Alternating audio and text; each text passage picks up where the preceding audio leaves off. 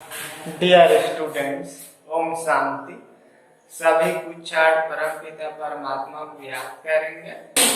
Look at this black board, class 12, subject English, poem number 2, an elementary school classroom in a slum. तो ये है heading.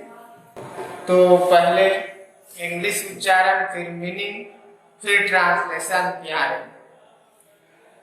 N elementary school classroom in a slum. तो वास्तव में Stephen Spender कवि हैं। इनके स्टीफन स्पेंडर 1909 से 1995 तक का इनका कार्यकाल रहा और ये अंग्रेजी के एक कवि हैं, निबंधकार भी थे। ठीक है, तो चले जाते हैं सीधा अपन लोग कविता की ओर। किस प्रकार से कविता किया है इन्होंने।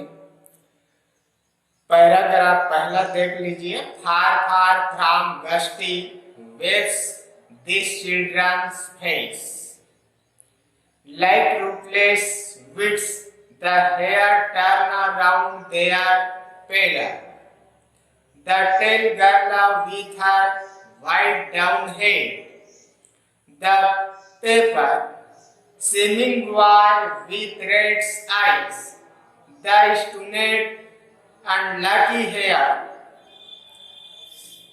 of twisted bones, reciting a father's gnarly disease. One unnoted sweet and young, his eyes live in a dream of squirrels game in tree room other than this. तो डिफिकल्ट वर्डों का मीनिंग बताऊंगा। छोटा मोटा शब्दों का तो सबको पता होता है। गस्ती देख लीजिए। फार फार फ्राम गस्ती, तो गस्ती माने झोंकेदार। Rootless, like rootless second line में दिया है। निर्मूल इसका मतलब होता है। और विडज घास या फूस। टोरना बिखरे हुए। पायलट विवरण चेहरे। स्टंटेड अविकसित। पेपर सीमिंग दुबला पतला। रिसाइटिंग एक एक करके वर्णन कर रहा है। और नालड गांठा और डिंकर मध्यम रोशनी वाला। तो ये था मीनिंग। अब देख लीजिए इसका अनुवाद। Far far from gusty waves this children's face, प्रबल लहरों से बहुत दूर इन बच्चों के चेहरों की पीली चमड़ी पर बिना जड़ों वाले घास फूस की भांति उनके बाल बिखरे हुए। देख लीजिए। Like rootless with the hair turn around their pillar, जिस प्रकार से लहरा समुद्र में क्या होता है, तेज गति से लहरा आने लगता है और उस लहर के माध्यम से क्या है, पूरा जो भी वस्तु है या उनके नजदीक है उसको बिखेर करके चला जाता है। उसी प्रकार से बच्चों के चेहरों की पीली चमड़ी पर बिना जड़ों वाले घास फूस बिखरे हुए हैं, ऐसा कवि ने कहा। The tall girl with her whited down head the paper, एक लंबी लड़की सिर झुकाए बैठी है। कागज जैसे दिखाई देने वाली लड़के की आंखें चूहे की आंखों जैसी है। वह विकसित लड़का मुड़ी हुई हड्डियों का अभागा उत्तराधिकारी अपने पिता की गाढ़दार मुड़ी हड्डियों की बीमारी को दोहराता हुआ अपनी डेस्क के निकट से अपना पाठ बोलकर सुना रहा है। Swimming boy with reds eyes, red माने चूहा और आइस माने यार। द स्टूडेंट अनलकी हेयर, आप twisted bones reciting a father's gnarled disease है। रिसाइटिंग का क्या मीनिंग बतलाया था मैं? एक एक करके वर्णन कर रहा, अर्थात जो बच्चा है चूहे की आंखों के समान अपना पाठ दोहरा रहा है, मुड़ी हड्डियों की बीमारी को दोहराता हुआ अपनी डेस्क के निकट से अपना पाठ बोलकर सुना रहा है, ऐसा कवि ने कहा। आप ट्विस्टेड बोन्स, बोन्स अर्थात हड्डी। सेकेंड लाइन देखिए उसका, his lesson from his desk at back of the dim class, one annotated sweet and young, his eyes like in a dream. धुंधली रोशनी वाले कक्षा के कमरे के पीछे की ओर एक प्यारा सा छोटा लड़का बैठा है जिस पर किसी का भी ध्यान नहीं है। कहाँ बैठा है? Sweet and young, his eyes live in a dream. Dream माने स्वप्न, उसकी आंखें एक स्वप्न में रहती है। यह स्वप्न एक गिलहरी के खेल के बारे में है। All squirrels game in tree room other than this.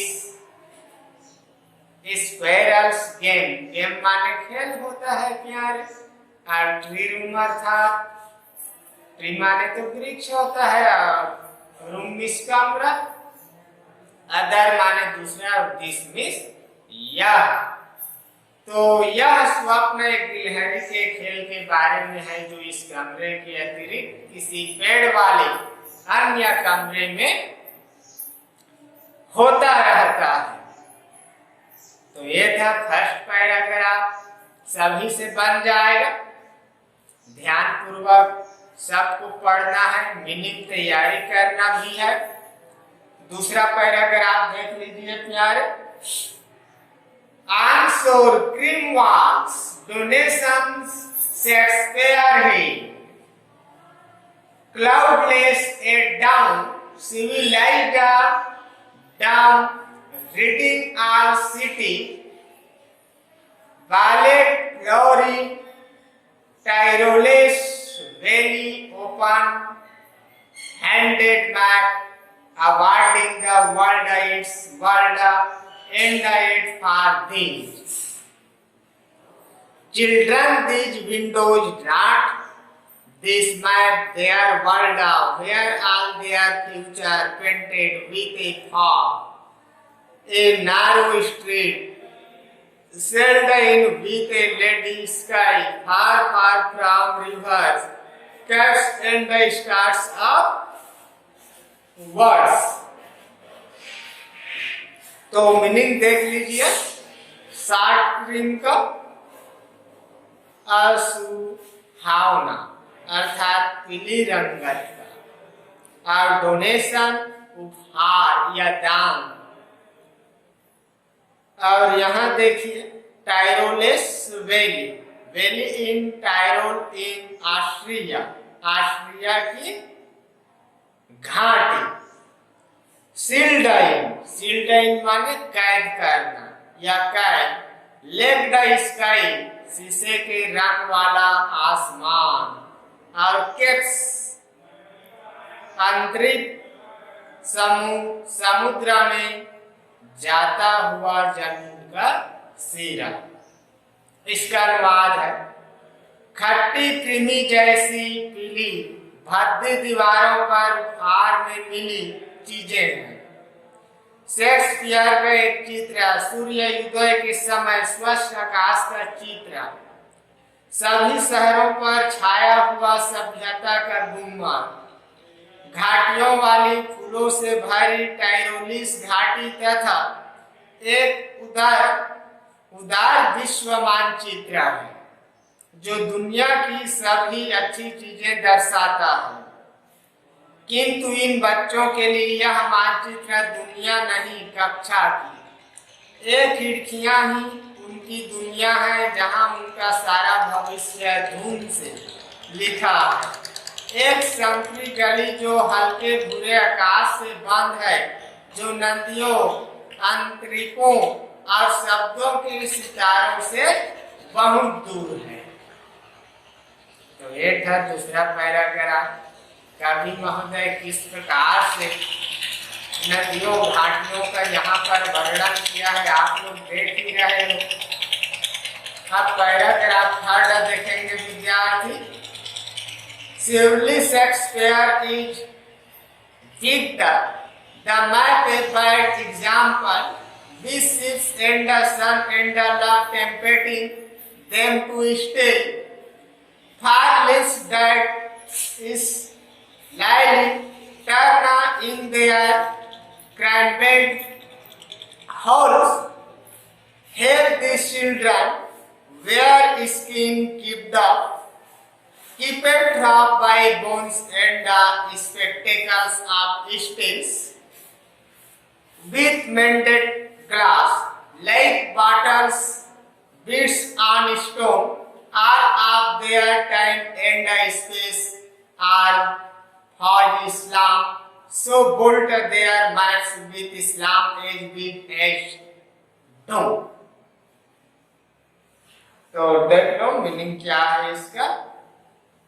Wicket ठीक नहीं, टेम्पेटिंग प्रलोभित कर रहे हैं, स्लाइली चुपचाप, क्रैम्प्ड तंग, होलज मान, और स्लैग माने कबाड़, पिपट झकाते हुए, वाल्ट कलम, और डूम माने प्रलय।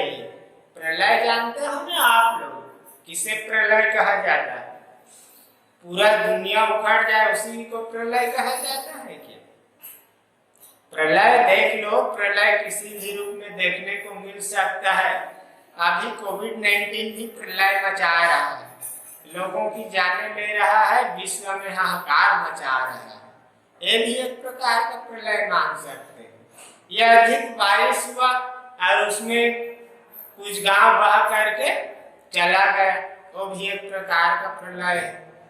अचानक कहीं पर भूस्खलन हुआ, जमीन फट करके वहां से लावा निकला और वहां के जीव जंतु उसमें समाहित हो गए, वो भी प्रलय है। तो यहाँ देखिए, Surely Shakespeare is wicked, the map a bad example. निश्चित ही शेक्सपियर इनके लिए अरुचिकर है तथा मानचित्र एक बुरा उदाहरण है।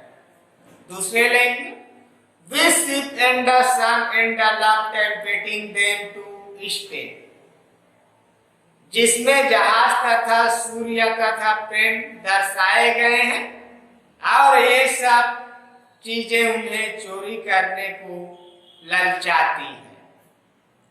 Far less that slyly turn in their cramped holes from fog of endless night on their slide hit these children.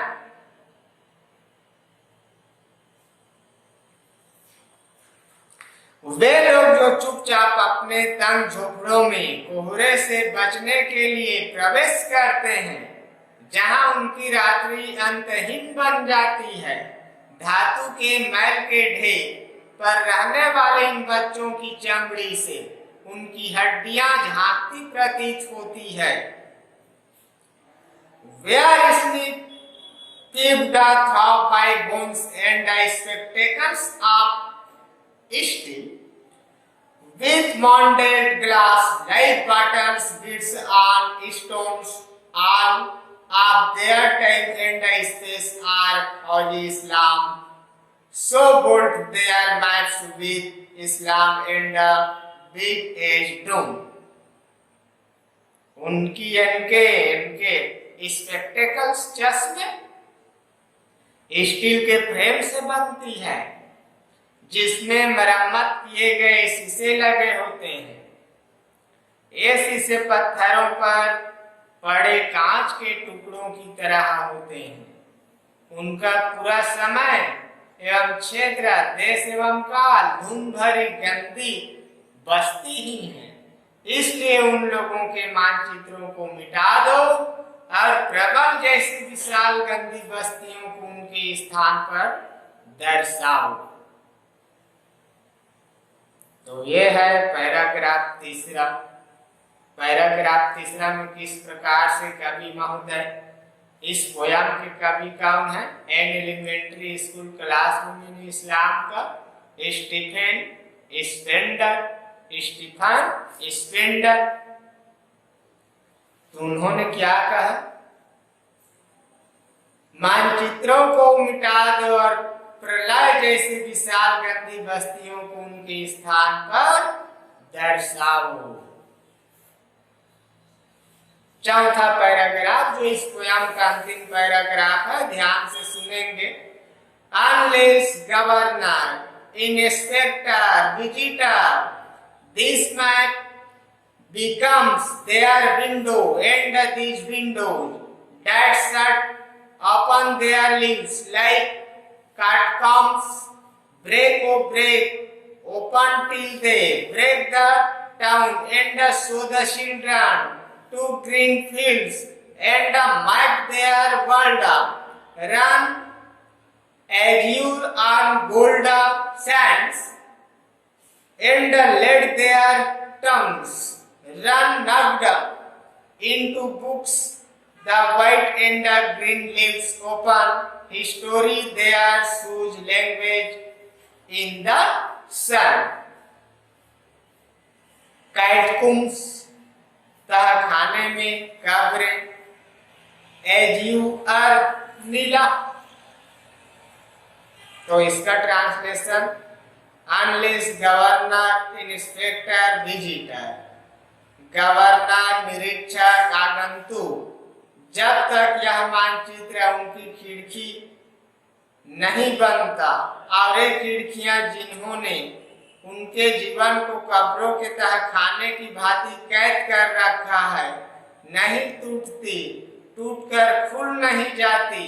नगर को तोड़ दो और बच्चों को हरे भरे खेत दिखाओ और उनके संसार को सुनहरी रेत पर नीले समुद्र की भांति चलाओ, और जिस किताबों में खुलकर दौड़े, सफेद एवं हरे रंग को पन्ने खुले।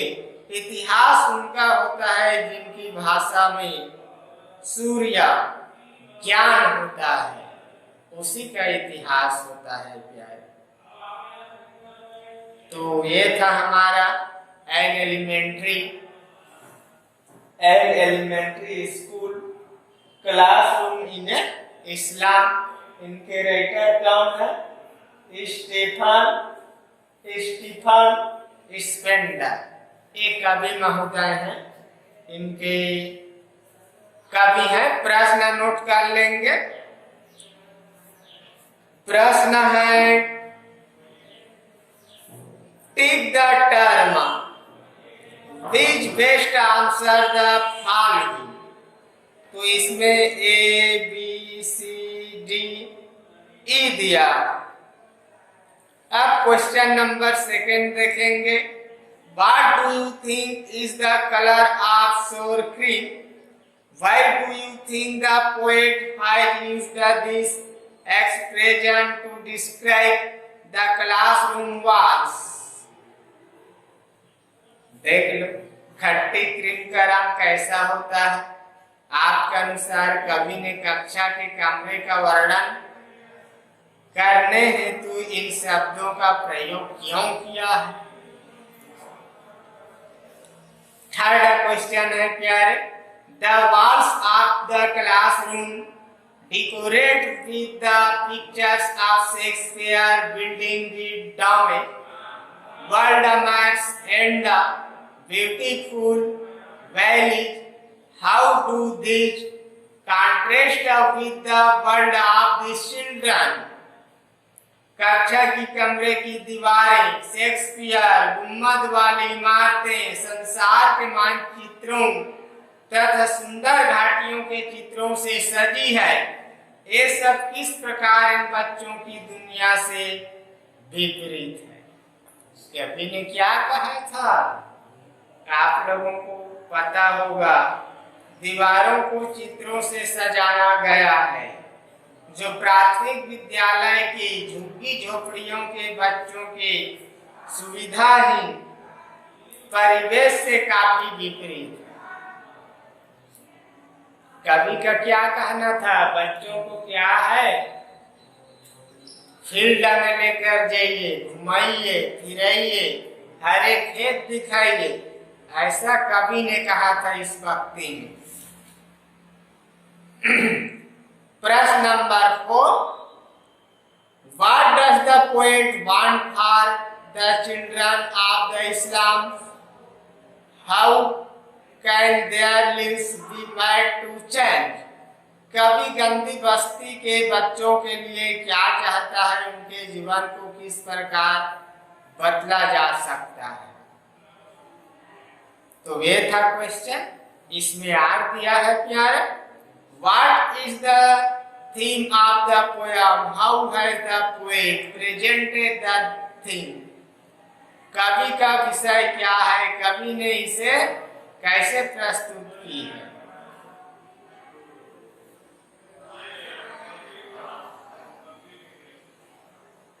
अदर इम्पोर्टेंट क्वेश्चन था वो। अदर इम्पोर्टेंट क्वेश्चन भी करना है आप लोगों को। 10 क्वेश्चन दिया है अदर इम्पोर्टेंट, तो सभी से बन जाएगा प्यारे। थोड़ा कवि के बारे में भी यहाँ देख लो। About the poet Stephen Spender 1995 was an English poet and an essayist. He left University College Oxford without taking a degree and went to Berlin in 1930. Spender took a keen interest in politics and declared himself to be a socialist and a pacifist.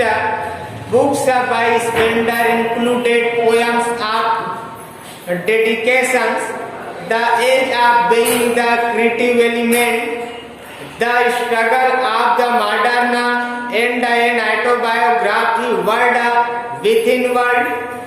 In an elementary school classroom in Islam, he was concentrated on things of social injustice and class inequality. इसका हिंदी सुन लीजिए। Stephen Spender 1909 से 1995 तक इनका कार्यकाल रहा। किसका? Stephen Spender का, जो अंग्रेजी का भी है और निबंधकार कहा गया है ना, इंग्लिश पोएट एंड एसेइस्ट। एक अंग्रेज कवि तथा निबंधकार थे। उन्होंने यूनिवर्सिटी कॉलेज ऑक्सफोर्ड को बिना डिग्री लिए ही त्याग दिया, छोड़ दिया और 1930 में बर्लिन चले गए। स्पेंडर ने राजनीति में गहरी रुचि ली तथा स्वयं को समाजवादी एवं शांतिवादी घोषित कर दिया। स्पेंडर द्वारा लिखित पुस्तकों में शामिल है पैजम of dedication, the edge of being, the creative element, the struggle of the modern तथा एक आत्मकथा वर्ल्ड विथिन वर्ल्ड। प्रस्तुत कविता में उन्होंने सामाजिक अन्याय एवं वर्ग विसंगतियों पर ध्यान केंद्रित किया, जो इसके पहले आप लोगों ने सुने। इसके कविता के बारे में क्या कहा है? Far far from gusty waves this children's face, बच्चों के चेहरों पर अनचाहे घास फूस जैसा बाल बिखरे हुए हैं। तो बता दिया हूँ, बार बार देख सकते हो, मीनिंग भी देख सकते हो, बन जाएगा। Okay, thank you.